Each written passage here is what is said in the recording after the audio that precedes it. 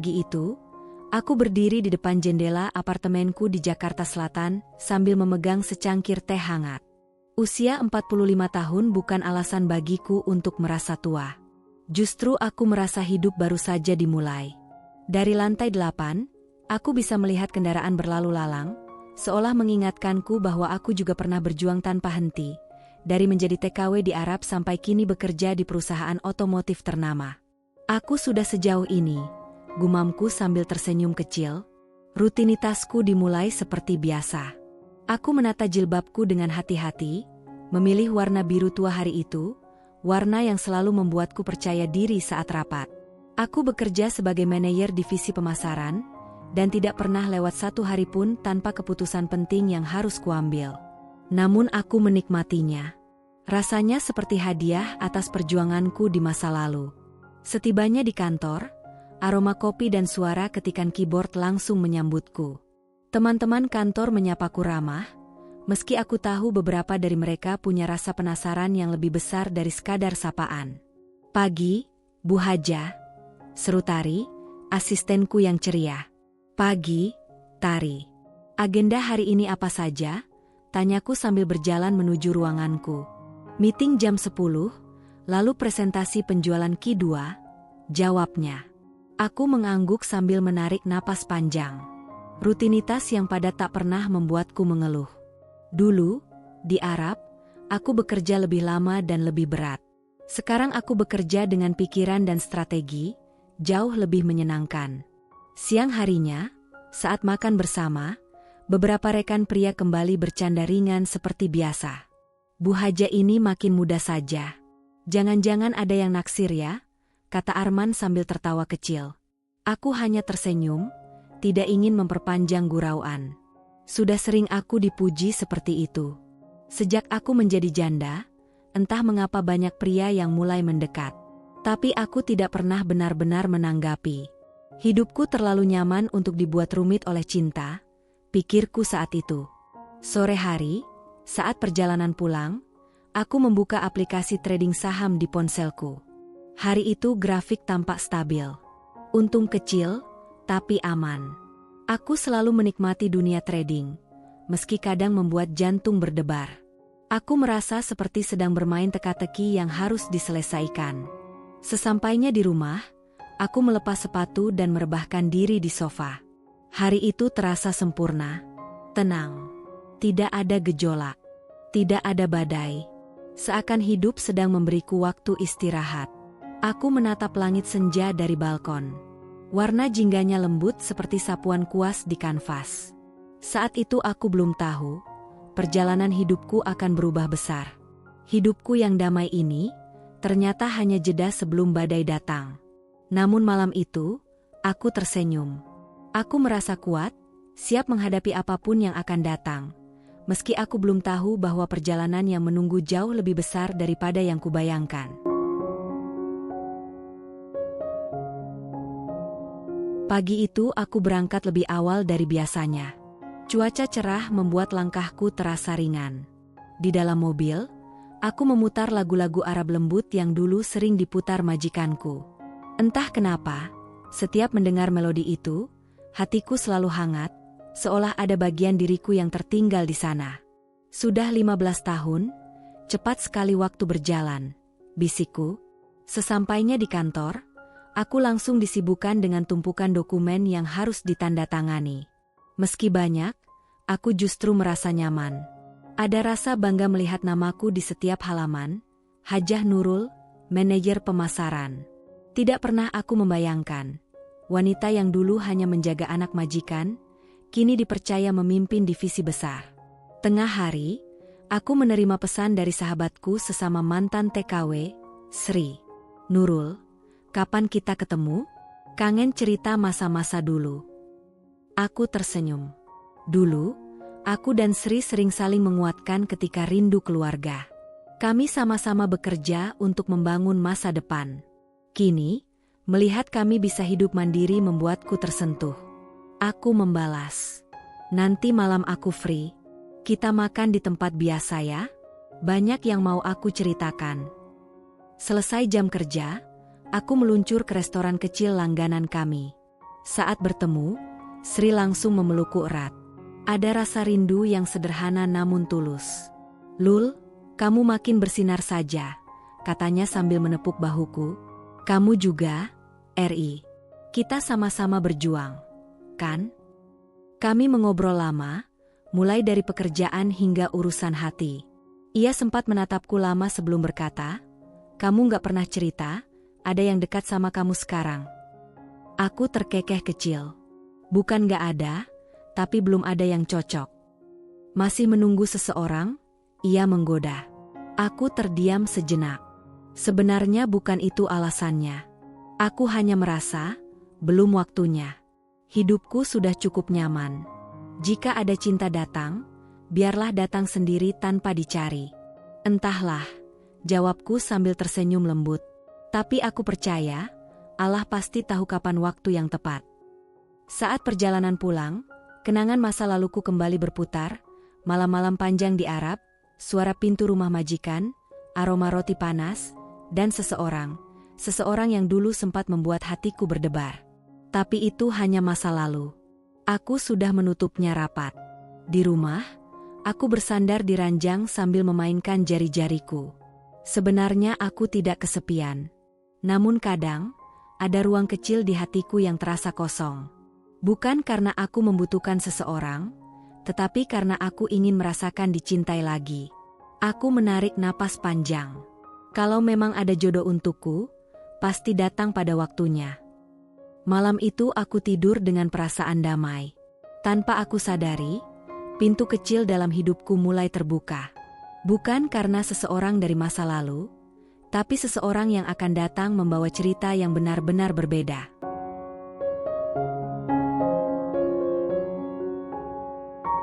Pagi itu aku datang lebih awal ke kantor, karena ada persiapan presentasi besar. Saat memasuki lobi, aku melihat beberapa orang asing berdiri sambil berbicara dengan tim resepsionis. Dari kejauhan, aku bisa mengenali logat bahasa mereka, Arab. Spontan aku tersenyum kecil. Sudah lama aku tidak mendengar bahasa itu secara langsung. Ketika aku hendak menuju lift, salah satu dari mereka menoleh.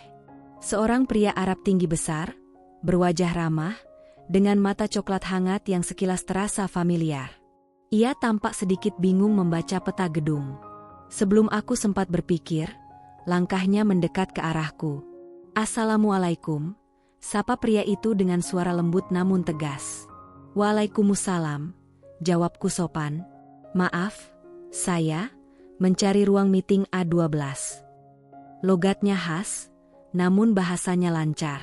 Aku tersenyum. Kebetulan saya juga naik ke lantai itu. "Ayo, saya antar." Ia tampak lega. "Terima kasih, Bu." "Hajah Nurul," jawabku sambil menekan tombol lift. "Oh, Masya Allah, nama yang indah."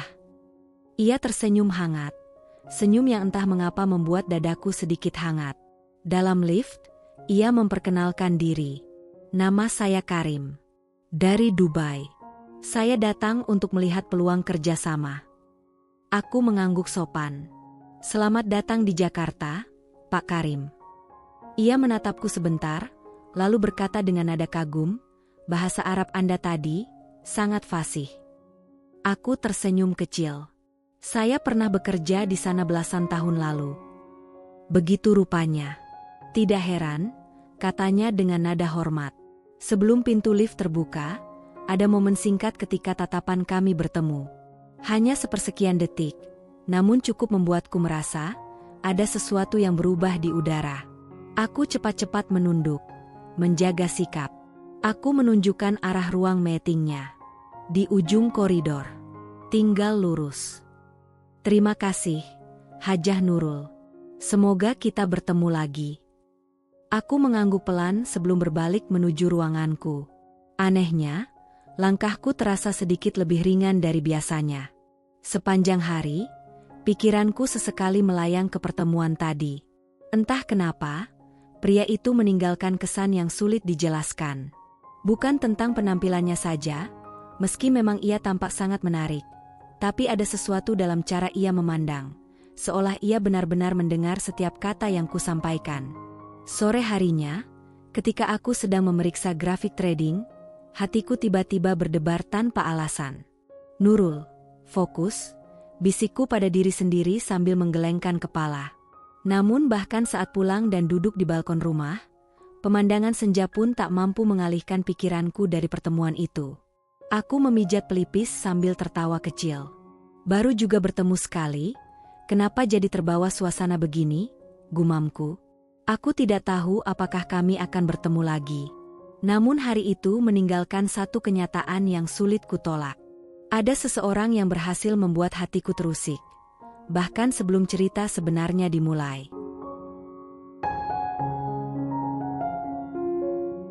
Hari itu sebenarnya berjalan normal, sampai sebuah kejadian kecil mengubah ritmenya. Pagi-pagi aku menerima email dari bagian keuangan dengan subjek yang membuat alisku langsung terangkat. Urgent, anomali laporan investasi divisi pemasaran. Aku membuka lampiran itu dengan hati-hati.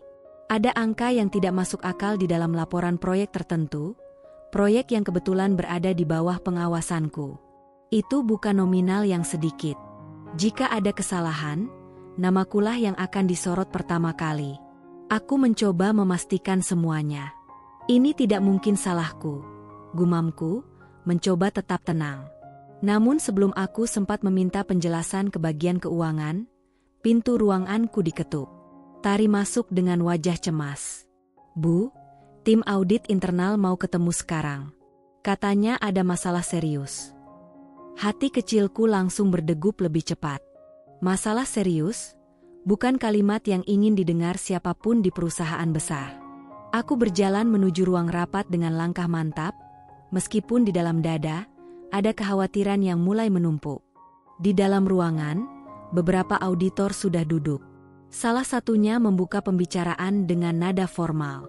"Bu Hajah Nurul, kami menemukan ketidaksesuaian laporan di proyek pemasaran Q1. Ada transaksi besar yang tidak memiliki dokumen pendukung." Aku mengerutkan dahi. Tidak mungkin. Semua transaksi selalu melalui saya. Sebab itu kami memanggil Ibu, untuk memastikan apakah Ibu mengetahui hal ini. Ada dugaan manipulasi data. Kata itu membuatku terdiam sejenak. Manipulasi? Aku tahu betapa sensitifnya isu itu di perusahaan otomotif yang menjunjung integritas. Walau mereka tidak menuduh secara langsung, posisi yang paling mudah disalahkan tentu saja adalah aku, kepala divisinya. Aku harus mencari akar masalahnya, pikirku sambil tetap menjaga raut tenang. Setelah rapat selesai, aku kembali ke ruangan dengan pikiran yang berputar cepat. Siapa yang mengubah laporan itu? Siapa yang punya akses? Dan kenapa harus proyekku? Aku baru saja duduk ketika sebuah pesan masuk ke ponselku. "Bu, beberapa orang di kantor mulai membicarakan soal laporan itu." Tari. Aku menutup mata sejenak. Tentu saja. Isu seperti ini menyebar cepat. Banyak yang mungkin langsung menghubungkannya denganku, apalagi aku seorang janda yang baru beberapa tahun terakhir berhasil naik posisi. Ada saja yang mungkin tidak suka dengan keberhasilanku. Saat aku hendak merapikan dokumen-dokumen untuk mulai menyelidiki sendiri, suara notifikasi lain masuk. Kali ini dari nomor tak dikenal. "Jika Anda ingin masalahnya selesai, kita perlu bicara." Aku menatap layar ponsel itu agak lama. Siapa orang ini? Apa ia tahu sesuatu? Atau justru ia ingin menjebakku? Aku bersandar di kursi. Konflik besar yang tidak pernah kubayangkan mulai terbuka, mengusik ketenangan hidupku yang selama ini stabil. Namun anehnya, di tengah kekhawatiran itu, wajah seseorang muncul dalam pikiranku, pria Arab bernama Karim yang kutemui di lift beberapa hari lalu. Aku menghela napas panjang. Belum saatnya memikirkan itu, kataku pada diri sendiri. Masalah ini harus kuselesaikan. Reputasiku dipertaruhkan. Karir yang kubangun bertahun-tahun tidak boleh runtuh begitu saja. Hari itu, aku sadar satu hal. Badai sudah datang. Dan aku tidak tahu seberapa besar kekuatannya.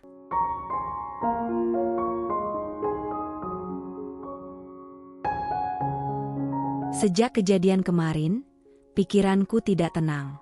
Setiap angka dalam laporan, setiap dokumen tersimpan, semuanya terasa mencurigakan. Aku tidak bisa diam. Karierku, kepercayaan yang kubangun, bahkan masa depanku, semuanya dipertaruhkan. Malam itu, setelah salat Isya, aku duduk di ruang tamu sambil menyalakan laptop. Di meja, kukumpulkan semua berkas proyek Q1. Rasanya seperti kembali menjadi TKW dulu. Bekerja keras tanpa kenal waktu, demi sesuatu yang ingin kunjungi, kali ini, demi nama baikku sendiri. Aku harus temukan siapa yang mengubah data ini, ucapku mantap. Itulah tujuan baruku, membersihkan namaku. Dan untuk itu, aku perlu bukti. Aku mulai memeriksa satu persatu dokumen. Nomor invoice, tanggal transaksi, tanda tangan digital. Semuanya terlihat normal, kecuali satu hal, ada transaksi besar yang seharusnya tidak pernah kululuskan. Aku menghela napas. Ini pasti perbuatan seseorang dari dalam. Saat aku sedang fokus, teleponku bergetar. Sri menelepon. "Lul, kamu baik-baik saja? Mukamu kemarin sudah kelihatan capek." Aku tersenyum kecil meski ia tidak bisa melihatnya. Aku sedang menghadapi masalah di kantor. Tapi aku bisa urus. Sri mengenalku lebih dari siapapun. "Kamu selalu bisa. Tapi hati-hati, ya." Setelah menutup telepon, aku kembali menatap layar laptop. Malam semakin larut, namun aku belum menemukan jawaban. Sampai tiba-tiba satu email yang sempat kuabaikan kembali terlintas di pikiranku. "Jika Anda ingin masalahnya selesai, kita perlu bicara." Meski mencurigakan, mungkin saja orang itu tahu sesuatu. Aku menuliskan nomor itu di catatan kecil. Kalau informasi ini penting, aku harus siap menghadapinya. Keesokan harinya, di kantor, suasana terasa berbeda. Tatapan orang-orang tidak sama. Beberapa terlihat ingin tahu, beberapa lagi seakan menilai. Aku mencoba untuk tidak peduli. Namun hal paling berat adalah ketika aku lewat di pantry dan mendengar dua rekan perempuan berbisik. Katanya datanya dimanipulasi. "Kok bisa ya? Bukannya dia orangnya rapi banget?" "Ya, siapa yang tahu? Mungkin selama ini cuma kelihatan baik." Aku menahan napas sejenak, lalu berjalan masuk tanpa menegur. Aku hanya tersenyum sopan. Mereka langsung diam dan pura-pura membuka ponsel. Hati kecilku sedikit perih. Tapi aku tidak boleh goyah. Saat siang menjelang, sebuah kejutan terjadi. Karim muncul di kantor kami lagi. Aku baru keluar dari ruanganku ketika melihatnya berbicara dengan resepsionis. Ketika aku berjalan melewati, ia menoleh dan tersenyum. "Assalamualaikum, Hajah Nurul. Senang bisa bertemu lagi." Aku membalas salamnya, sedikit kikuk karena pikiranku sedang kacau. "Bagaimana kabar Anda hari ini?" tanyanya ramah. Aku ingin menjawab, "Baik," tapi suara hatiku menolak berbohong. Karim tampak memperhatikan raut wajahku dan berkata pelan, "Anda tampak sedang terbebani. Semoga tidak apa-apa." Aku terdiam sesaat. Perhatian yang sederhana seperti itu, entah kenapa membuat dadaku hangat. "Terima kasih. Sedikit masalah pekerjaan saja," jawabku diplomatis. Karim mengangguk pelan. "Jika suatu hari Anda butuh teman bicara, saya ada di sini beberapa minggu." Kata-katanya sederhana, namun menenangkan. Setelah ia pergi, aku merasa sedikit lebih kuat. Sore itu, aku akhirnya memutuskan.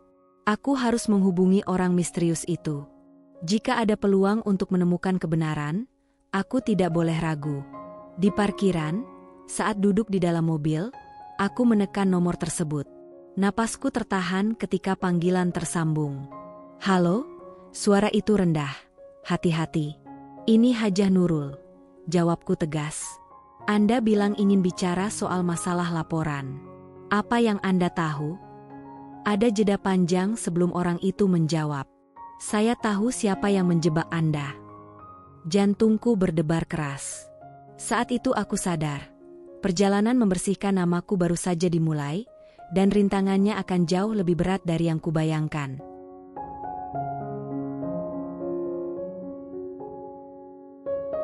Suara di ujung telepon itu membuat bulu kuduku berdiri. Pelan, berat, dan terdengar seperti seseorang yang sedang menahan banyak hal. "Saya tahu siapa yang menjebak Anda," ulangnya. Aku menelan ludah. "Siapa?" tanyaku dengan nada setenang mungkin, meski jantungku berdetak lebih cepat dari biasanya. "Tidak bisa lewat telepon," jawabnya cepat.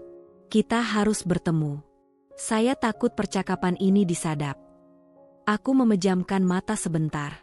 Situasinya sudah cukup rumit, tapi kini terdengar jauh lebih serius dari dugaanku. "Baik," jawabku pelan. "Di mana?" Orang itu menyebut sebuah kafe kecil di daerah Sudirman, yang tidak terlalu ramai. "Sore ini, jangan ajak siapapun." Percakapan itu berakhir begitu saja, menyisakan resah yang membuatku menunduk di atas kemudi cukup lama sebelum akhirnya menyalakan mesin mobil. Saat aku duduk di ruanganku, pikiran tentang pertemuan itu terus mengganggu. Entah orang itu benar-benar ingin membantuku atau justru sebaliknya. Tapi aku tidak punya banyak pilihan. Reputasiku dipertaruhkan. Siang itu, sebelum berangkat ke kafe, Tari masuk ke ruanganku membawa berkas. "Bu, ini hasil revisi laporan yang Ibu minta." Ia menatapku cemas. "Bu, mereka makin banyak membicarakan Anda. Saya khawatir." Aku tersenyum tipis untuk menenangkannya. "Tidak apa-apa, Tari. Kita selesaikan dengan cara yang benar." Tari mengangguk, meski air wajahnya masih mengkhawatirkan.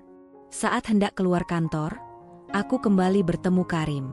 Ia baru saja selesai rapat dan tanpa hendak pergi juga. Begitu melihatku, ia memberi senyum hangat. "Hajah Nurul, Anda mau pulang sekarang?" "Iya," jawabku pelan.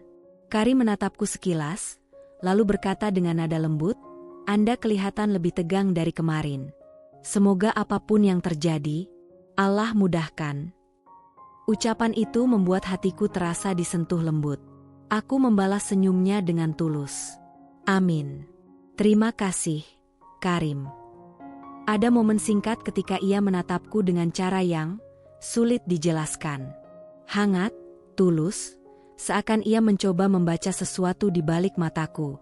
Rasanya hampir membuatku ingin bercerita padanya, tapi aku menahan diri. "Aku harus tetap fokus," bisikku saat berjalan menuju mobil. Kafe itu kecil, dengan musik lembut dan aroma kopi hangat.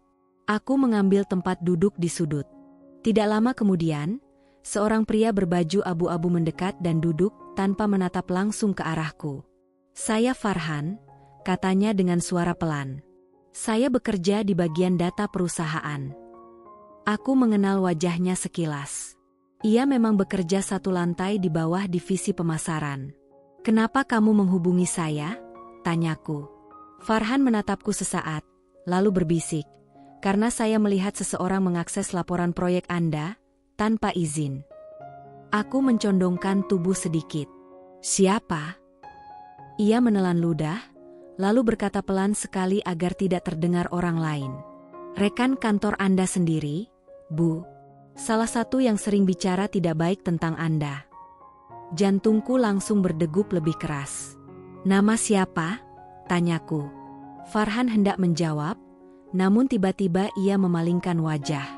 Matanya melebar seperti melihat sesuatu yang tidak ia sangka. Ia berdiri tiba-tiba. Saya harus pergi. Kita bicara lagi nanti," katanya tergesa. "Farhan, tunggu." Aku berdiri, tapi ia sudah melangkah cepat keluar kafe, seolah takut terlihat bersama aku. Aku berdiri terpaku di tempat. Ada sesuatu, atau seseorang, yang membuatnya ketakutan. Dan di luar kaca kafe, aku sempat melihat bayangan seseorang berdiri menatap ke arah kami, sebelum berbalik dan pergi. Itulah momen ketika aku sadar. Konflik ini bukan hanya soal laporan palsu. Ada sesuatu yang lebih besar. Seseorang sedang mengawasi gerak-gerikku. Aku meremas jemari sendiri sambil menarik napas panjang. Aku harus lebih hati-hati, pikirku. Tanpa kusadari, sebuah konflik baru mulai tumbuh. Konflik yang berbeda dari masalah laporan itu. Konflik yang bisa mengubah arah seluruh hidupku. Setelah pertemuan singkat dengan Farhan, malamku terasa panjang. Kata-katanya terus terngiang di kepala, seseorang sedang mengakses laporan Anda tanpa izin. Dan sosok yang ia sebut sebagai rekan kantor yang sering berbicara tidak baik, membuatku semakin waspada. Namun yang paling membuatku gelisah adalah ekspresi takutnya. Seakan ia melihat sesuatu yang membuatnya tidak berani melanjutkan pembicaraan. Esok paginya, aku datang ke kantor lebih awal dari biasanya. Koridor masih sepi, memberi waktu bagiku untuk mengatur napas dan menenangkan hati. Aku harus tentukan langkah selanjutnya, gumamku. Tujuanku untuk menyelesaikan konflik pertama, membersihkan namaku dari manipulasi laporan, kini bercabang. Ada konflik kedua yang muncul, mencari tahu siapa yang mengawasi gerak-geriku dan membuat Farhan ketakutan. Dua masalah dalam satu waktu. Berat, tapi aku tidak boleh menyerah. Aku memulai langkah dengan mencari Farhan. Namun saat sampai di lantai tempat ia bekerja, seorang staf mengatakan, "Bu, Mas Farhan izin hari ini. Katanya kurang enak badan." Kurang enak badan? Atau dia menghindar? Aku menarik napas perlahan. "Baik, tolong sampaikan kalau saya ingin bertemu," jawabku sopan. Siang harinya, keanehan lain muncul. Ketika aku berada di pantry untuk mengambil air mineral, dua rekan perempuan yang kemarin berbisik kini tiba-tiba terdiam melihatku. Mereka tersenyum canggung. "Morning, Bu Haja," ujar salah satunya. Aku membalas ramah. "Pagi." Namun saat aku hendak keluar, salah satu dari mereka menahan pintu dan berkata pelan, "Bu, hati-hati. Ada orang yang tidak suka lihat ibu terlalu sukses." Aku berhenti sejenak dan menatapnya. Ia tidak mau terlalu banyak bicara, hanya memberi isyarat dengan mata seolah ia tahu sesuatu, tapi takut mengatakannya. Rasa curigaku semakin kuat. Sore hari, saat aku hendak masuk ke mobil, aku menerima pesan tak dikenal. "Berhenti mencari. Ini demi kebaikan Anda." Pesan itu membuatku terdiam beberapa detik. Bukan hanya tentang laporan palsu. Ada yang jelas-jelas ingin menghentikanku. Aku mengembuskan napas panjang. Kalau aku berhenti, mereka menang. Aku tidak akan membiarkan itu terjadi. Malamnya, aku membuka laptop di rumah dan mulai memeriksa rekam jejak akses data.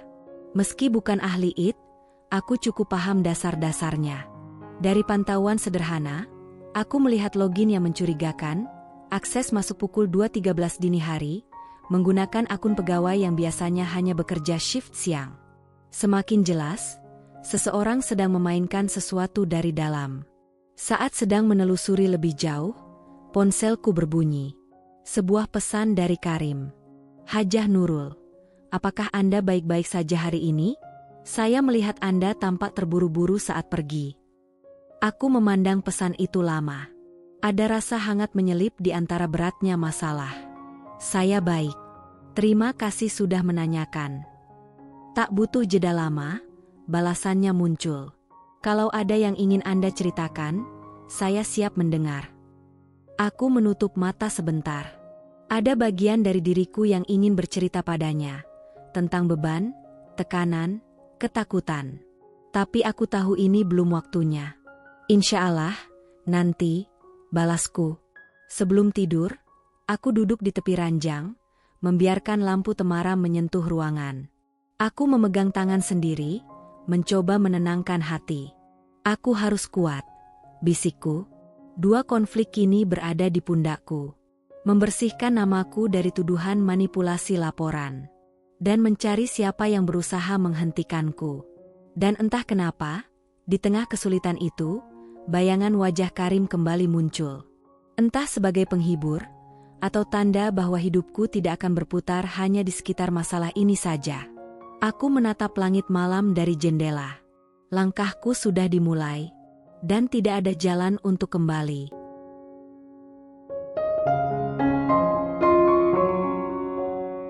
Konflik pertama belum selesai. Konflik kedua semakin misterius. Dan hari itu, Sebuah masalah baru muncul, membuat semuanya terasa seperti menumpuk di pundakku. Pagi-pagi sekali, aku dipanggil ke ruang rapat direksi. Padahal jadwal itu tidak pernah ada sebelumnya. Saat masuk, beberapa petinggi perusahaan sudah duduk dengan wajah serius. Aku berusaha menjaga ketenangan. "Silakan duduk, Bu Hajah," ucap direktur utama. Aku duduk dengan punggung tegak. Mereka membuka rapat tanpa basa-basi. "Kami menerima laporan bahwa transaksi mencurigakan di divisi Anda semakin banyak," katanya. Aku mengerutkan dahi. "Maaf, Pak. Justru saya sedang menyelidiki manipulasi laporan itu. Ada pihak internal yang..." Direktur memotong, "Iya, kami tahu Anda sedang menyelidiki. Tapi langkah Anda justru membuat beberapa orang merasa tidak nyaman." Kalimat itu nusuk, bukan karena kasar, tetapi karena jelas menyiratkan sesuatu. Ada pihak berpengaruh yang tidak suka aku bergerak terlalu jauh. "Untuk sementara," lanjutnya, "kami minta Anda menghentikan penyelidikan pribadi dan fokus pada pekerjaan harian." Aku terdiam. Artinya saya tidak boleh membersihkan nama saya sendiri. Direktur menghela napas. "Biarkan tim audit yang bekerja." Aku menahan napas agar suaraku tetap stabil. "Baik, Pak." Rapat selesai tanpa aku diberi kesempatan menjelaskan lebih banyak. Saat keluar, aku merasa seperti baru saja diselimuti kabut tebal, menyulitkan langkahku dan menutup banyak jalan yang ingin kuambil. Saat aku berjalan menuju lift, ponselku bergetar. "Bu Hajah, hati-hati." Saya lihat seseorang mengikuti ibu dari lantai 3. "Tari." Aku menoleh cepat. Dari kejauhan, di ujung koridor, aku melihat seseorang berdiri sambil pura-pura memegang ponsel. Begitu mataku menangkapnya, ia segera berbalik dan pergi secepat mungkin. Tubuhku menegang. Konflik kedua semakin jelas. Aku sedang dibuntuti. Aku masuk ke lift sambil mencoba menstabilkan napas. Sesampainya di basement parkir, aku membuka pintu mobil dengan cepat dan terhenti. Ada amplop putih terselip di bawah wiper kaca. Tanganku sempat gemetar kecil saat mengambilnya. Isinya kertas putih dengan tulisan tangan. "Berhenti menggali. Ini peringatan terakhir." Aku menutup mata, menahan dada agar tetap rileks. Ini sudah bukan sekadar ancaman ringan. Malamnya, aku mengurung diri di apartemen. Laptop terbuka, kopi dingin di meja, dan catatan-catatan berserakan. Semua buntu. Semua terasa gelap. Dan di saat seperti itu, aku menerima pesan dari Karim. "Saya berada di dekat area apartemen Anda untuk urusan pekerjaan. Boleh saya singgah sebentar? Hanya untuk memastikan Anda baik-baik saja." Aku menatap pesan itu lama. Ada bagian dari diriku yang ingin berkata, "Tidak. Aku sedang berantakan, dan aku tidak ingin terlihat lemah." Tapi ada bagian lain yang butuh teman bicara. Akhirnya aku membalas, "Boleh." Lantai 8, unit 803. Tak sampai 20 menit, Karim sudah berdiri di depan pintu. Saat aku membukakan, ia menatapku penuh kekhawatiran. "Nurul, apa yang terjadi? Anda terlihat lelah," ucapnya dengan suara lembut. Mendengar namaku keluar dari bibirnya seperti itu, dadaku sedikit mereda. Aku mempersilakannya masuk. Kami duduk di ruang tamu. Untuk beberapa saat aku hanya diam, mencoba menyusun kata. "Aku sedang menghadapi sesuatu yang rumit di kantor," jawabku pelan. Karim mencondongkan tubuh sedikit. "Kalau Anda tidak ingin menjelaskan, tidak apa-apa. Tapi saya ingin Anda tahu, Anda tidak sendiri." Ucapannya begitu tulus. Aku tersenyum lemah. Ia kemudian mengulurkan tangan, menyentuh jemariku dengan hati-hati, hangat, tidak memaksa. "Terkadang hidup memberikan ujian bertubi-tubi," katanya, "tapi biasanya, ujian seperti itu muncul sebelum sesuatu yang jauh lebih baik datang." Aku menundukkan kepala, merasakan ketenangan dari kata-katanya. Tanpa sadar, aku membiarkan tanganku tetap berada dalam genggamannya. Rasanya menenangkan, Seperti sesuatu yang sudah lama hilang dariku kini kembali sedikit demi sedikit. Karim kemudian berdiri. Saya tidak ingin mengganggu terlalu lama. Istirahatlah. Dan kalau Anda butuh sesuatu, saya ada. Saat ia hendak pergi, ia menatapku lama dan memelukku dengan lembut. Pelukan yang hangat, penuh perhatian, tanpa maksud lain. Aku membalas pelukannya perlahan. Dalam pelukan itu, aku sadar. Badai sedang di puncaknya. Tapi untuk pertama kalinya, aku tidak merasa melawannya seorang diri. Dan justru pada saat aku merasa sedikit kuat. Di luar sana, konflik ketiga mulai mengintip tanpa aku sadari.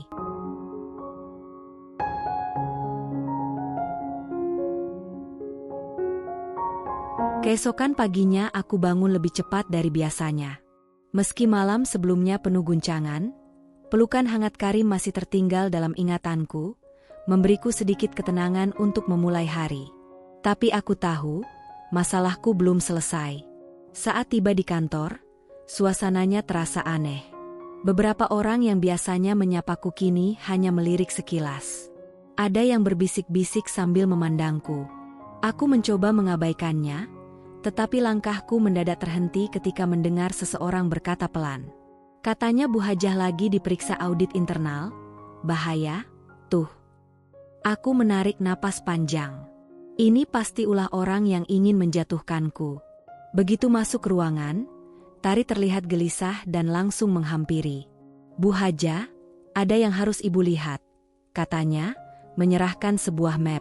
Di dalamnya ada fotokopi transaksi fiktif atas namaku. Nilainya besar. Dan semuanya tampak seperti benar-benar aku yang melakukannya. Ini bukti palsu, kataku tegas. Tahu, Bu. Tapi ini tersebar di beberapa grup internal. Aku memijat pelipis. Ini adalah klimaks dari konflik pertama dan kedua yang digabungkan. Namaku bukan hanya diragukan, tapi sengaja dijatuhkan. Siang hari, aku menerima panggilan dari nomor tak dikenal. Suaranya pelan, terdistorsi. Hajah Nurul. Aku langsung waspada. Kalau Anda tidak menghentikan semuanya, dokumen-dokumen ini akan sampai ke polisi. Aku menggenggam ponsel erat-erat. Siapa kamu? Apa maumu? Apapun yang terjadi, berhentilah menelusuri. Atau hidup Anda akan semakin sulit. Klik. Telepon terputus. Aku terduduk di kursi. Ancaman semakin jelas. Mereka benar-benar ingin aku menyerah. Tapi aku bukan tipe wanita yang mudah dibungkam. Namun aku belum sempat menyusun strategi saat konflik ketiga muncul tanpa peringatan. Sore itu, setelah pulang dari kantor dengan kepala penuh tekanan, aku menemukan sesuatu yang membuat jantungku serasa tenggelam. Sesampainya di depan pintu apartemen, sudah ada seorang wanita yang menungguku.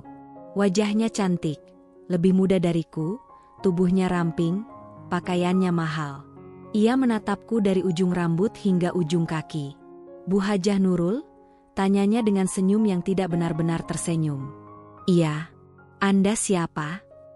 Wanita itu mendekat 2 langkah, menatap tajam seolah ingin menilai isi hatiku. Nama saya Lina, katanya. Saya ingin bicara tentang Karim. Jantungku langsung mencelos. Ada apa dengan Karim? Tanyaku, berusaha tetap tenang. Ia menyilangkan tangan. Saya tunangannya. Dunia seakan berhenti. Suara angin pun tak terdengar. Tunangannya? Maaf, suaraku pecah. Benar. Lina mengangguk. Kami sudah bersama 2 tahun. Dan saya dengar, belakangan dia sering bertemu Anda. Tubuhku kaku. Hati terasa seperti dihimpit sesuatu yang berat. Aku berusaha menjaga suara agar tidak gemetar. Karim tidak pernah bilang apa-apa. Lina tersenyum kecil. Senyum yang menusuk, bukan pedas, tapi menekan. Mungkin dia tidak mau membuat Anda salah paham. Tapi, saya datang agar semuanya jelas. Saya ingin Anda menjauh dari dia. Aku menelan ludah. Ini bukan hanya ancaman. Ini bukan hanya kecemburuan. Ini adalah konflik ketiga yang datang dari arah yang sama sekali tidak pernah kuduga. Dia orang yang baik, lanjutnya, dan saya tidak ingin ada wanita lain yang membuat hidupnya rumit. Wanita lain. Kalimat itu menggema di kepalaku seperti gema panjang yang menyakitkan. Aku menarik napas panjang, mencoba meredam emosi. Saya tidak berniat merebut siapapun, kataku pelan. Tapi kamu harus tahu, Karimlah yang datang ke hidup saya, bukan sebaliknya. Lina terdiam sejenak, lalu berkata dengan nada lebih dingin. Justru itu masalahnya. Ia kemudian melangkah pergi meninggalkanku berdiri di depan pintu apartemen, memeluk tas kerja sambil menahan gejolak perasaan. Ketika pintu tertutup di belakangku, aku berdiri di ruang tamu, memegang bingkai foto kecil berisi gambar Ka'bah, tempat aku dulu berdoa agar diberi kehidupan yang damai. Tapi sekarang hidupku kembali dipenuhi badai dari 3 arah sekaligus. Nama baik yang dicemarkan. Ancaman misterius yang mengikutiku. Ternyata Karim punya tunangan. Aku menutup mata sambil memegangi dada. Untuk pertama kalinya setelah sekian lama, aku merasa benar-benar bingung harus kemana. Dan entah kenapa, bayangan Karim, senyumnya, serta pelukan semalam membuat semuanya terasa lebih rumit. Malam itu aku tidak bisa tidur. Kata-kata Lina terus berputar di kepalaku seperti gema yang tidak mau mereda. Tunangannya. Aku menatap langit-langit kamar, mencoba mencari alasan agar perasaanku tidak hancur begitu saja. Tapi hati tidak bisa dibohongi, aku memang sudah jatuh hati pada Karim. Diam-diam, perlahan, tanpa rencana. Namun aku juga tidak ingin menjadi orang ketiga dalam hubungan siapapun. Itu bertentangan dengan prinsip yang selama ini kujaga. Ketika fajar menyingsing, aku akhirnya duduk di meja makan sambil menatap secangkir teh panas yang sudah dingin. Tubuhku lelah, pikiranku kacau, dan jantungku terasa berat. Ya Allah, bisikku, kalau memang dia bukan untukku, kuatkan aku. Di kantor, semuanya semakin berantakan. Audit internal memintaku menyerahkan beberapa dokumen pribadi. Rekan-rekan yang biasanya ramah kini menjauh. Bahkan beberapa sengaja berbisik dengan nada yang menyakitkan telinga. Aduh, kasihan ya, jabatan tinggi tapi kalau masalah begitu, bahaya. Pasti ada permainan di belakang layar tuh. Aku hanya bisa berjalan lurus tanpa menoleh. Dalam hati aku berkata, sabar, Nurul. Ini ujian, bukan akhir. Tepat saat aku hendak masuk ruangan, Karim muncul di belakangku. Nurul, boleh bicara sebentar? Suaranya lembut, tetapi aku langsung merasakan gelombang panas di dada. Aku belum siap bertemu dengannya setelah kejadian tadi malam. Namun aku tidak mungkin menghindar selamanya. Aku menghela napas. Baik, ayo bicara di ruang meeting kecil. Begitu pintu ruangan tertutup, ia berdiri dekat meja dengan wajah khawatir. Kamu baik-baik saja? Semalam aku merasa kamu terlihat. Aku memotongnya dengan suara sedatar mungkin. Karim, aku bertemu seseorang semalam. Ia mengerutkan dahi. Siapa? Lina. Tubuhnya menegang. Dia datang ke apartemenmu? Aku mengangguk. Karim mengusap wajahnya. Nurul, aku minta maaf. Itu tidak seharusnya terjadi. Aku menatapnya, berusaha menghimpun keberanian. Dia bilang kamu tunangannya. Karim tampak menahan napas. Itu bukan seperti yang kamu pikir. Aku mengangkat tangan, menghentikannya. Karim, cukup. Aku hanya ingin tahu satu hal. Nadaku bergetar meski aku mencoba tegar. Apa benar kamu punya tunangan? Ia diam cukup lama, sebelum akhirnya berkata pelan, hubungan itu sudah hampir selesai. Kami hanya belum mengumumkannya. Hatiku seperti diremas. Jadi, benar? Tanyaku lagi, memastikan. Ya.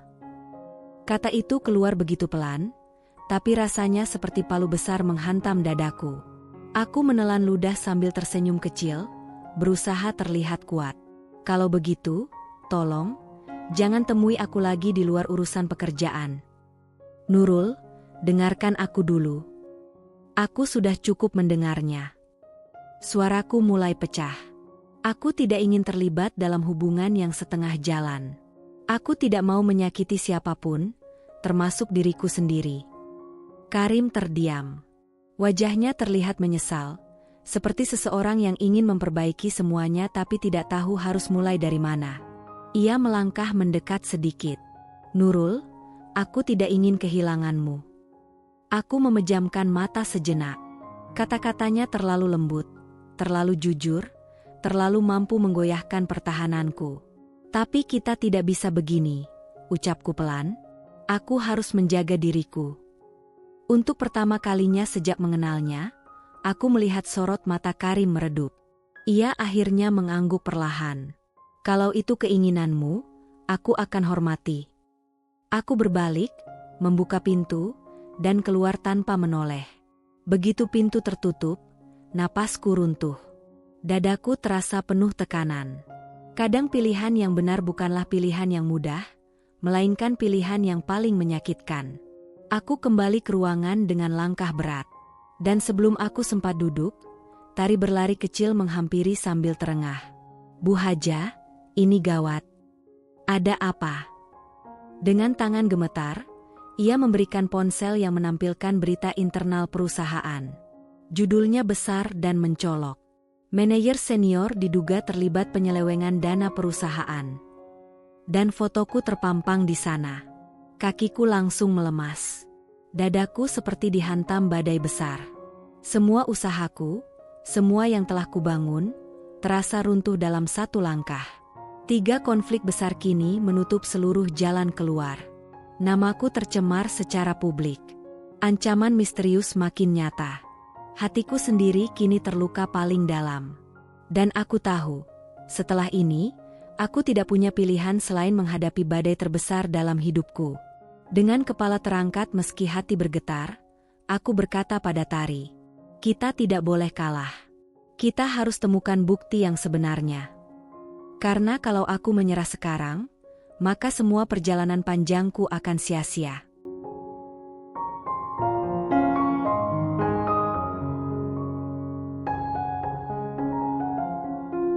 Hari itu, untuk pertama kalinya dalam hidupku, aku merasa seperti berada di titik paling bawah.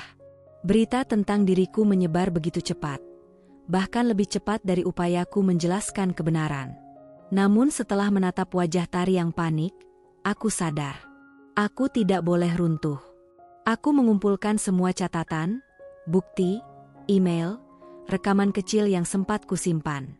Lalu aku berkata pada Tari, kita tidak bisa menunggu tim audit. Kita harus temukan akar masalah ini. Kita hanya punya satu pilihan. Tari mengangguk tegas. Saya ikut, Bu. Sore itu, setelah kantor mulai sepi, aku dan Tari bekerja seperti 2 penyelam yang turun ke dasar lautan. Kami membuka setiap folder, membandingkan setiap dokumen, memeriksa tanggal dan nomor transaksi. Dan perlahan, benang merah itu mulai terlihat. Ada pola yang sama, Bu, kata Tari sambil menunjuk layar laptop.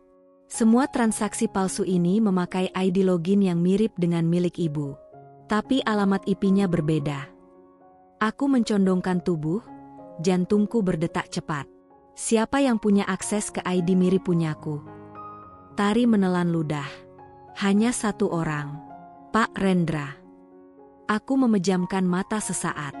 Rendra, kepala keuangan yang selalu tampak sopan dan ramah. Orang yang pernah bilang bahwa aku terlalu ambisius untuk seorang janda. Dia juga orang yang paling terang-terangan tidak suka ketika aku naik jabatan. Tiba-tiba semuanya menjadi jelas.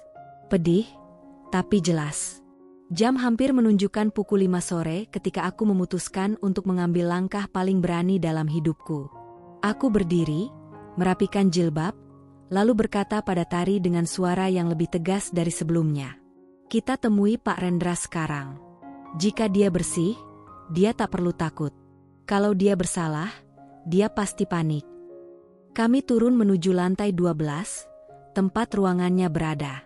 Koridor sudah hampir kosong. Lampu-lampu berpendar lembut, membuat suasana terasa lebih mencekam. Sesampainya di depan pintu, aku mengetuk. Tak ada jawaban. Tari mencoba memeriksa pegangan pintu, terbuka. Saat masuk, kami tertegun. Ruangannya berantakan. Laci-laci terbuka, berkas-berkas berserakan, dan komputer tidak menyala. Seperti seseorang sedang bergegas pergi. "Apa ini?" bisik Tari. Aku berjalan perlahan ke meja kerja dan menemukan selembar kertas kecil di bawah keyboard.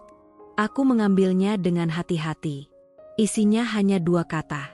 "Sudah terlambat." Dadaku langsung menegang. Tari menatapku cemas. "Bu Haja, ini bukan pertanda bagus." Aku menarik napas panjang, mencoba tetap tenang.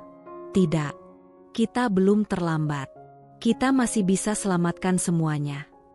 Namun sebelum kami keluar dari ruangan, ponselku berbunyi. Nomor tak dikenal. Lagi. Aku ragu sejenak, lalu mengangkat. "Nurul." Suara itu pelan, berat, dan familiar. "Karim." "Ada apa?" tanyaku hati-hati. "Kamu harus hati-hati. Aku baru dengar kabar. Rendra tidak masuk kerja hari ini, dan kabarnya dia pergi terburu-buru keluar kota." Ia terdiam sejenak sebelum melanjutkan. "Ada kabar lain, seseorang sedang mencari cara untuk menghapus semua bukti yang menjerat nama kamu. Dan itu bisa terjadi kapan saja." Aku terdiam. Siapa yang melakukan itu? Aku tidak bisa bilang lewat telepon. Tapi aku tidak akan diam kalau kamu disakiti. Dadaku menghangat sebentar, perasaan yang sudah berusaha kututup rapat. Namun ini bukan saatnya membahas hati. "Terima kasih, Karim. Tapi aku harus menyelesaikan ini sendiri." Ia menghela napas, suaranya melembut. "Aku tahu. Tapi jika kamu butuh bantuan, aku ada." Aku menutup telepon perlahan, merasakan gelombang emosi bercampur aduk. Ternyata, meski hubunganku dengannya harus menjaga jarak, ia masih peduli. Dan itu membuatku sulit bernapas. Malam menjelang, dan kantor semakin sepi. Aku menatap layar laptop, memegang flash disk berisi semua bukti yang kami temukan hari itu. Tanganku gemetar, tapi aku menggenggamnya erat. Ini satu-satunya jalan, gumamku pada diri sendiri. Kalau aku tidak menyerahkan bukti ini ke Dewan Direksi besok pagi, karierku selesai. Tari berdiri di sampingku. "Bu Haja, kalau ternyata mereka tidak percaya." Aku tersenyum tipis. Maka aku harus siap menghadapi semuanya. Tapi aku tidak akan lari. Untuk pertama kalinya sepanjang hari itu, aku merasa sedikit kuat. Mungkin bukan karena kondisi membaik, tapi karena aku sudah memilih jalan yang harus kuambil, meski itu yang paling sulit. Aku melangkah keluar dari kantor malam itu dengan satu perasaan. Kalau Tuhan mengizinkan badai menyapaku, pasti ada pelangi besar yang menunggu di ujungnya. Dan aku harus berjuang sampai akhir untuk melihatnya. Pagi itu, aku datang ke kantor lebih awal dari siapapun. Langit masih abu-abu, dan udara masih dingin. Namun langkahku mantap. Di tas kerjaku, tersimpan flash disk berisi seluruh bukti yang bisa menyelamatkan hidupku. Begitu masuk ke lobi utama, aku merasa seperti sedang memasuki arena pertempuran terakhir. "Bismillah," bisikku. Rapat darurat dengan Dewan Direksi dijadwalkan pukul 9. Dan saat mereka melihatku datang dengan tangan penuh dokumen, beberapa dari mereka saling bertukar pandang. Sebagian tampak tidak senang, sebagian tampak penasaran. Direktur utama mempersilakan aku duduk. "Bu Hajah," katanya tegas, "hari ini kami ingin mendengar penjelasan Anda." Aku mengangguk, lalu berdiri. "Terima kasih, Pak. Ini mungkin akan panjang, tapi saya harap Anda mau mendengarkan sepenuhnya." Kutunjukkan semua bukti yang aku dan Tari kumpulkan semalaman. Aku jelaskan satu persatu. Pola IP yang berbeda. Transaksi fiktif yang berasal dari komputer divisi lain. Kesaksian kecil dari beberapa staf yang pernah melihat Rendra bekerja sendiri larut malam. Kesamaan kode akses yang meniru login milikku. Setiap data kutampilkan dengan runtut dan tanpa gemetar. Meski dalam hati aku ketakutan, mulutku harus tetap tenang. Saat aku menunjukkan bukti IP terakhir dan mencocokkannya dengan jaringan internal, salah satu direktur senior tiba-tiba berkata, "Ini tidak mungkin kesalahan Bu Hajah." Direktur utama mengerutkan dahi. "Anda yakin?" Direktur senior itu mengangguk. "Sangat yakin. Pola ini jelas rekayasa." Beberapa petinggi lain mulai berbicara satu sama lain, sebagian terkejut, sebagian malu. Aku melihat reaksi mereka satu persatu, memastikan tidak ada yang kusalahkan tanpa dasar. Akhirnya direktur utama menatapku. "Bu Hajah, dengan bukti ini, kami harus tinjau ulang seluruh keputusan kami." Aku hampir tidak percaya telingaku. Namun sebelum aku sempat merespon, aku melihat seseorang berdiri di pintu ruang rapat, Tari, dengan wajah pucat. "Bu Hajah, maaf memotong." Tari memegang ponselnya. "Rendra, ketahuan mencoba mengakses server jarak jauh barusan. Tim IT berhasil memblokirnya." Suasana ruangan sontak berubah. Semua direktur saling pandang, kali ini dengan ekspresi terkejut. Direktur utama berdiri tegak. "Tangkap dia. Sekarang juga." Aku menutup mata sebentar. Lega, haru, sekaligus lelah. Beberapa jam setelah rapat, aku duduk di ruanganku sendiri. Rasanya seperti menghirup udara segar setelah berminggu-minggu terjebak dalam kabut gelap. Beberapa staf mulai berdatangan untuk meminta maaf dan memberi semangat. Aku menerima semuanya dengan hati lapang. Saat suasana mulai tenang, ponselku berbunyi. Pesan dari Karim. Aku dengar kebenaran sudah mulai terungkap. "Alhamdulillah. Aku bangga padamu, Nurul." Tanganku berhenti di atas layar. Ada kehangatan yang muncul begitu cepat, namun aku harus tetap jujur pada diriku sendiri. Aku membalas, "Terima kasih. Semua ini akhirnya mulai selesai." Tak lama kemudian, ia membalas, "Kalau kamu tidak keberatan, boleh aku menemui kamu sebentar hari ini?" Aku menggigit bibir bawah. Hatiku masih belum sepenuhnya tenang setelah kedatangan Lina. Tapi bagian terdalam dari diriku merindukan penjelasan yang jujur. Penjelasan yang hanya bisa diberikan oleh Karim sendiri. Aku mengetik pelan. "Baik." Di taman belakang kantor. Setelah jam kerja. Sore itu, taman belakang kantor sepi, hanya angin lembut yang menyapa. Aku duduk di bangku kayu, menatap kolam kecil yang memantulkan cahaya langit. Karim datang beberapa menit kemudian.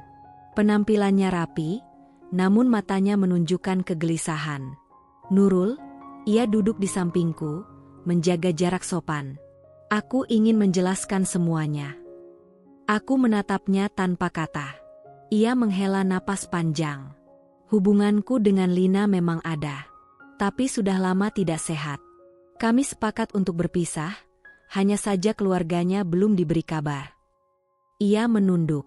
"Aku minta maaf karena itu membuatmu terluka." Aku mengamati wajahnya. Ada kesungguhan. Ada penyesalan. Ada kejujuran yang membuat hatiku kembali terasa hangat. "Karim," kataku pelan, "aku tidak ingin berada di tengah hubungan siapapun. Aku ingin semuanya jelas." "Dan itu sedang kuusahakan," jawabnya, menatap mataku lembut. "Kamu pantas mendapatkan ketenangan." Kalimat itu membuat dadaku mereda, seolah beban berat baru saja diangkat sedikit demi sedikit. Karim lalu mengulurkan tangan dengan hati-hati, seolah menunggu izinku. Setelah detik panjang, aku meletakkan tanganku di atas tangan besarnya. Hangat, tenang, seperti rumah yang lama hilang. "Kita selesaikan semuanya pelan-pelan," katanya. "Aku tidak akan memaksa. Aku hanya ingin kamu tahu, aku ada untukmu." Aku mengangguk perlahan. Untuk pertama kalinya setelah badai panjang, aku merasa akan ada bahagia yang menunggu. Episode ini bukan akhir. Ini baru permulaan menuju penyelesaian yang lebih terang.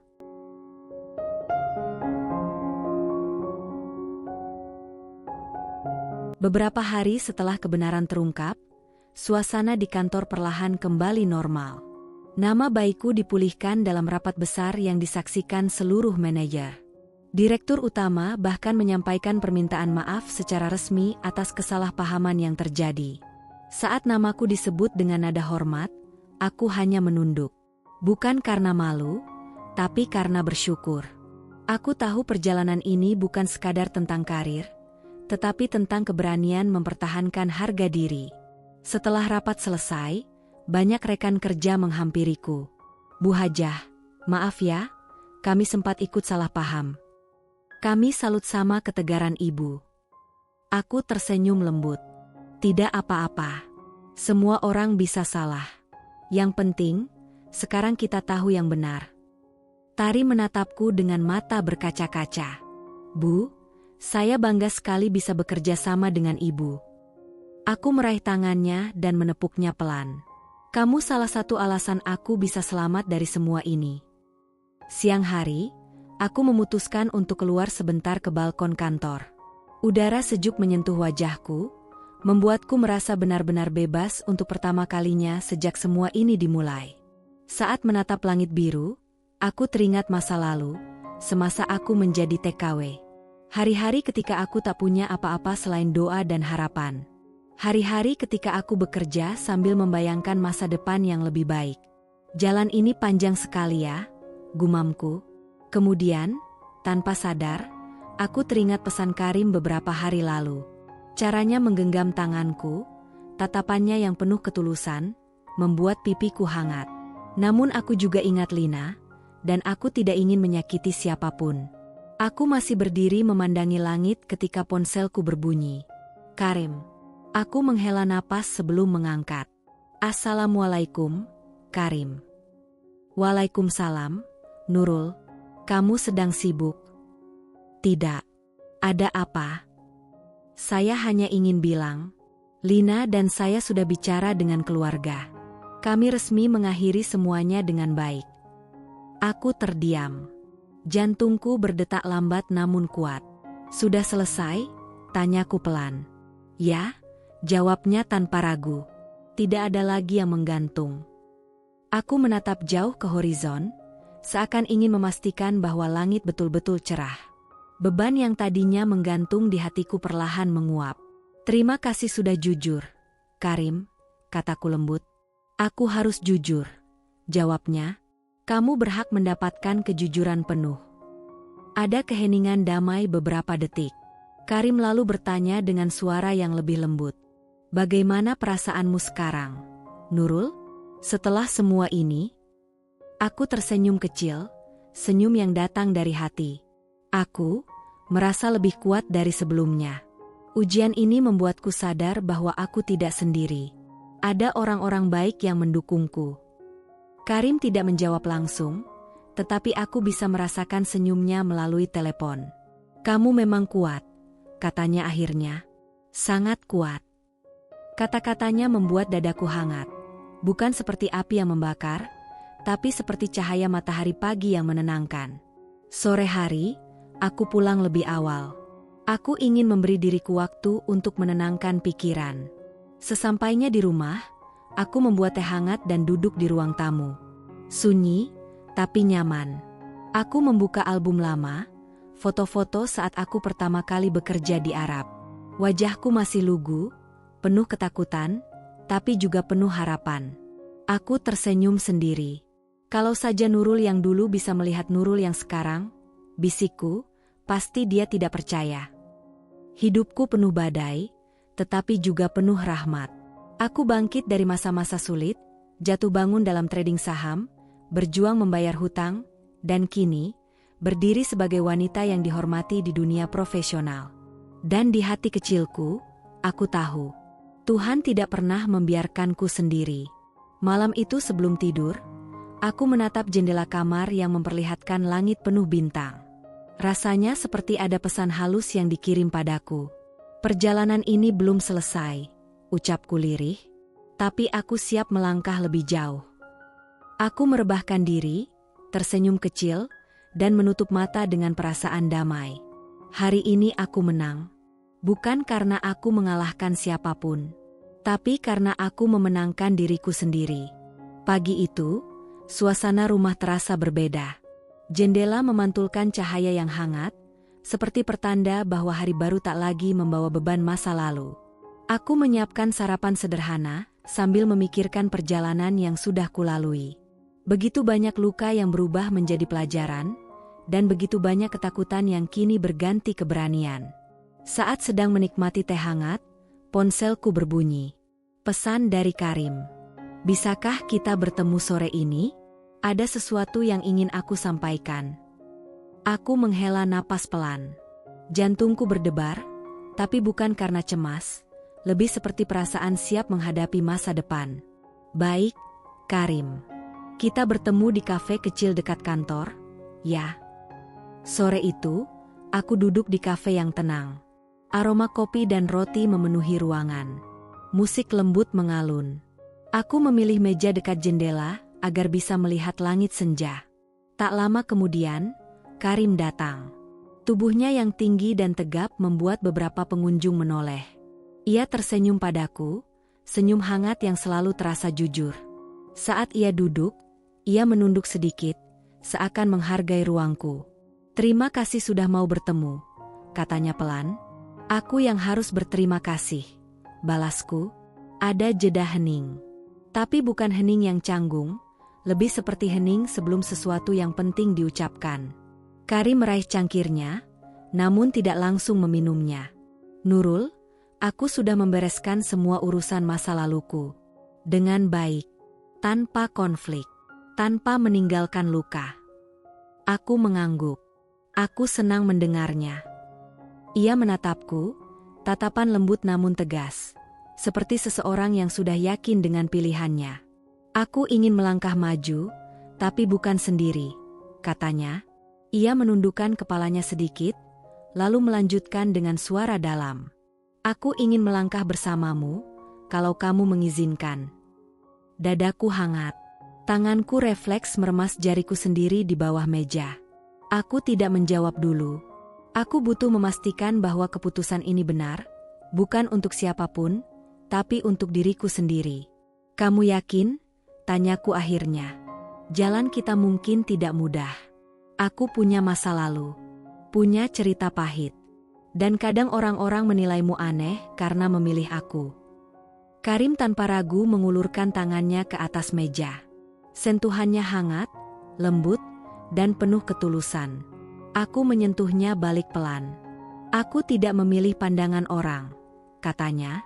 Aku memilih kamu. Kata-katanya membuat mataku terasa panas. Bukan karena sedih, tapi karena haru. Perjalanan panjangku ternyata tidak sia-sia. Setelah pertemuan itu, kami berjalan keluar kafe. Senja berubah menjadi malam, lampu kota menyala seperti bintang-bintang kecil di jalanan. Karim berjalan di sampingku. Tanpa kata, ia mengulurkan tangannya. Aku meraihnya. Kami berjalan sambil berpegangan tangan dengan tenang. Ada momen ketika angin malam berembus pelan, dan aku bersandar sedikit ke lengannya. Ia menoleh dan tersenyum. Aku membalas senyumnya, senyum yang lahir dari rasa damai yang belum pernah kurasakan sebelumnya. Aku bangga padamu, Nurul, katanya lirih. Dengan seluruh perjalananmu, dengan keberanianmu. Aku tertawa kecil. Kamu ini suka sekali membuatku tersentuh.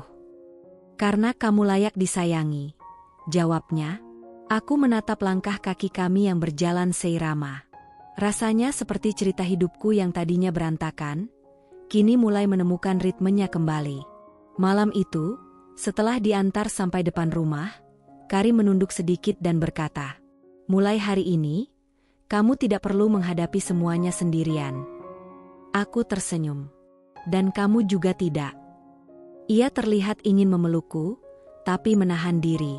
Aku yang melangkah maju duluan, pelan aku meraih lengannya dan memeluknya singkat. Hangat, tenang, tidak berlebihan. Saat aku melepaskan, ia tersenyum seperti seseorang yang baru saja mendapat hadiah paling berharga. Assalamualaikum, Nurul. Waalaikumsalam, Karim. Hati-hati di jalan. Ia melangkah pergi, sesekali menoleh sambil tersenyum. Dan aku berdiri di depan rumah dengan perasaan damai yang luar biasa. Aku menatap langit malam. Perjalanan ini mengajarkanku banyak hal. Bahwa hidup bisa memberi kita badai, tapi juga memberikan pelangi. Bahwa masa lalu tidak menentukan masa depan, kitalah yang menentukannya. Dan bahwa cinta yang datang dengan ketulusan, tidak perlu disembunyikan. Hari-hari ke depan mungkin tidak selalu sempurna. Namun aku tahu satu hal. Aku tidak lagi berjalan sendirian. Dan untuk pertama kalinya, aku benar-benar siap mencintai dan dicintai.